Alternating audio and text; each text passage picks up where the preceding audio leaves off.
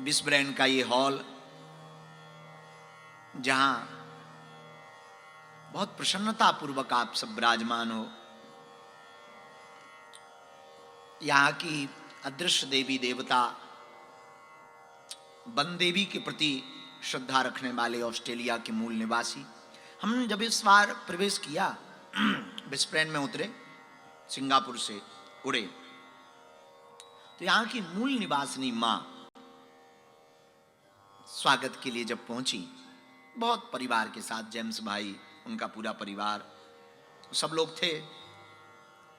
तो प्रारंभ आज का जो हमारा बिस्ब्रेन का उस दिन का स्वागत हुआ था, उसमें उन्होंने हमको यहाँ की ऑस्ट्रेलियन परंपरा से स्वागत किया। और उन्होंने एक जो बात बोली वो हमारे दिल को छू गई, उसको हम बार बार चिंतन भी करते रहे। भगवान की बड़ी कृपा। उन्होंने कहा कि आप जब तक अपने वतन वापस ना लौट जाएं, तब तक हम यहां की जितनी अदृश्य चेतना है, उन आत्माओं से प्रार्थना करते हैं कि वो आपकी रक्षा करें।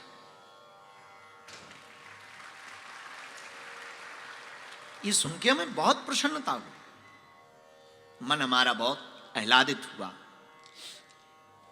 आज की कथा के प्रारंभ के दिन में हनुमान जी की उपस्थिति, सन्यासी बाबा की उपस्थिति है, उसमें कोई संदेह नहीं। सदगुरु की कृपा है।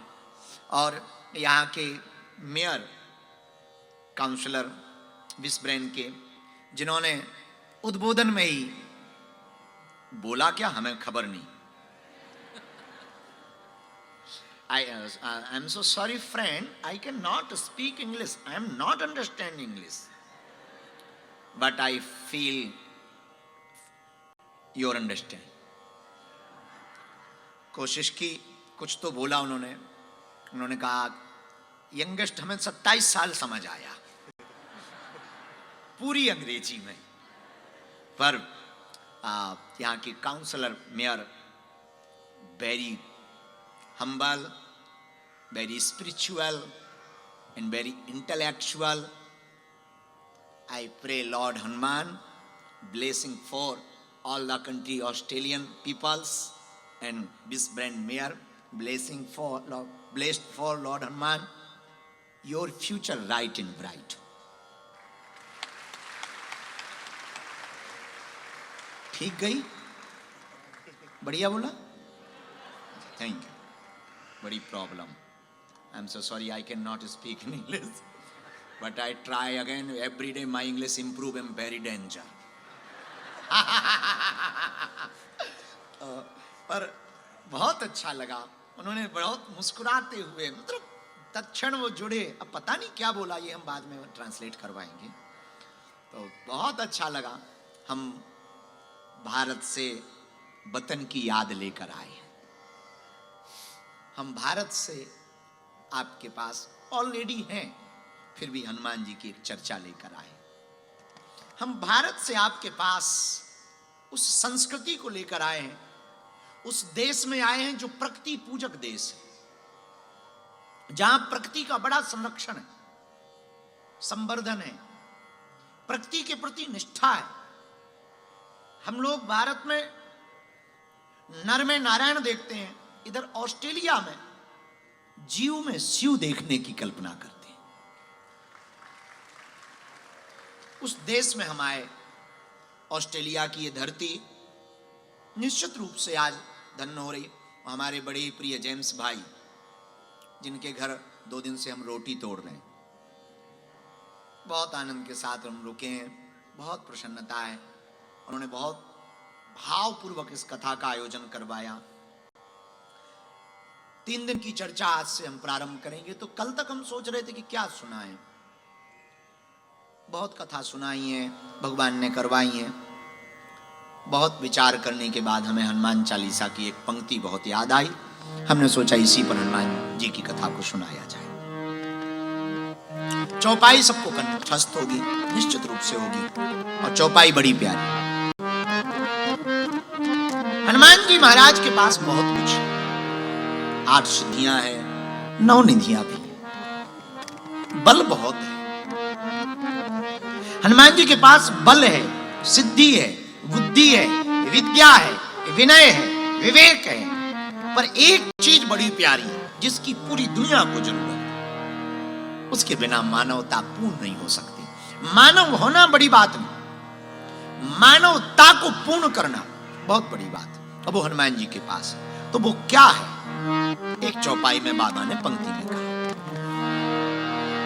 राम रसायन तुम्हारे पास, राम रसायन सदा रहो रघुपति के रासा, सदा रहो रघुपति के रासा, सदा रहो रघुपति के रासा।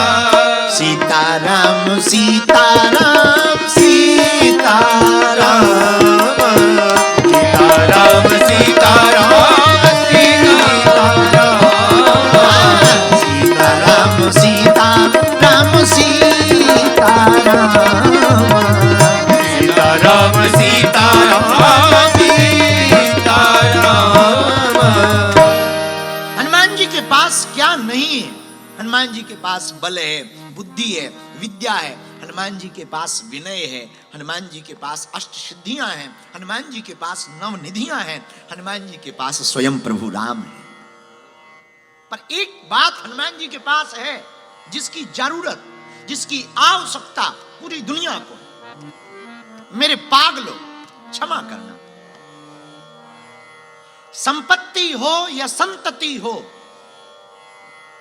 इसको भगवान की कृपा मत मानना। नेवर।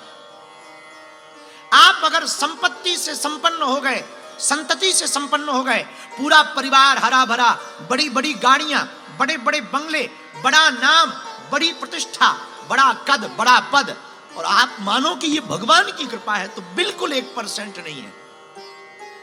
नहीं, संपत्ति है, संत भगवान के प्रति सद्बुद्धि आए। और आपके पास सब कुछ हो पर भगवान के प्रति सद्बुद्धि ना हो, भगवान की भक्ति ना हो, तो आप समझना अभी आप भगवान की कृपा से बचे। संपत्ति तो पापियों के घर हो जाती, लुगाई वो भी पापी के घर। कई बार पापियों के पास एक नहीं 2 लुगाइयां होती। बच्चे, कई बार पूरी क्रिकेट टीम होती। तो संतति, संपत्ति, कामनी, कंचन, काया, ये भगवान की कृपा नहीं है। भगवान की भक्ति, भगवान की याद, सच्चे सदगुरु की छत्र छाया, ये भगवान की कृपा। अगर आपको सच्चा सदगुरु नहीं मिला, आपको जीवन में प्रसन्नता प्राप्त नहीं हुई, आपको भगवान की याद नहीं आ रही, भगवान के प्रति रोना नहीं आ रहा, भगवान का स्मरण नहीं है, उस परमात्मा का स्मरण नहीं है, अपने गुरु का, सतगुरु का, सदग्रंथ का स्मरण नहीं है, अपनी आचार्य परंपरा का स्मरण नहीं है, अपने आराध्य का स्मरण नहीं है, तो मेरे पागलों, तुम भगवान की भक्ति से वंचित और भगवान की कृपा से वंचित। हमारे गुरु कहते हैं, सुतदारा अरुलक्ष्मी पापी के घर होए, संत समागम हरि कथा तुलसी दुर्लभ दो। पैसा, पत्नी और पुत्र, ये तो पापी के घर भी होता है, पर संतों का समागम, संतों का आगमन, भगवान की कथा और भगवान की याद, ये तो दोनों दुर्लभ है। कबीर बाबा के पास बुलावा आया,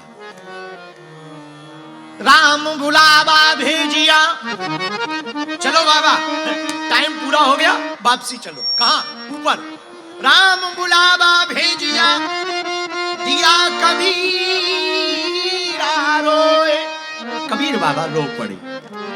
रोए क्यों? मरने से डरते हो? ना ना ना, मरने से डर नहीं लगता। फिर रो क्यों रहे?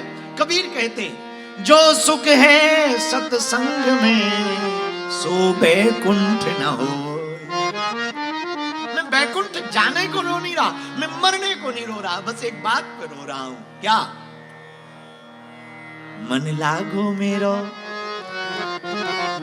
यार फकीरी में। मेरे पागलो, आज की कथा का सूत्र तुम अपनी जीवन में उतारना, तुम्हें संतति मिले, संपत्ति मिले, ये भगवान की कृपा नहीं, भगवान की भक्ति मिल जाए, ये भगवान की कृपा, उसको पाने की कोशिश करना। मेरे पागलो, दूसरी बात बहुत पते की है, बहुत ध्यान से सुनना। तुम मृत्यु को मत चुनना, मोक्ष को चुनना। और मैं तुमसे प्रार्थना करूं, तुम जगत को मत चुनना, अगर चुनने का मौका मिले तुम जगदीश को चुनना। और अगर प्रार्थना करूं और तुम्हें मौका मिले भगवान से मांगने का, तो तुम संपत्ति, वैभव, यश, कीर्ति, धन, निरोगी काया, लुगाई, बच्चे, जो भी मांगना वो बात अलग है, पर कभी भगवान से मांगने का मौका मिले ना, कभी सदगुरु से, अपने गुरु से मांगने का मौका मिले ना, तो भगवान से भगवान को ही मांग लेना। तुम हमारे हो जाओ बस। अगर तुम हमारे हो गए तो सब कुछ हमारा हो जाएगा। इसलिए आज का सूत्र बड़े काम का है। तुम्हारे पास सब कुछ है, बस प्रसन्नता नहीं।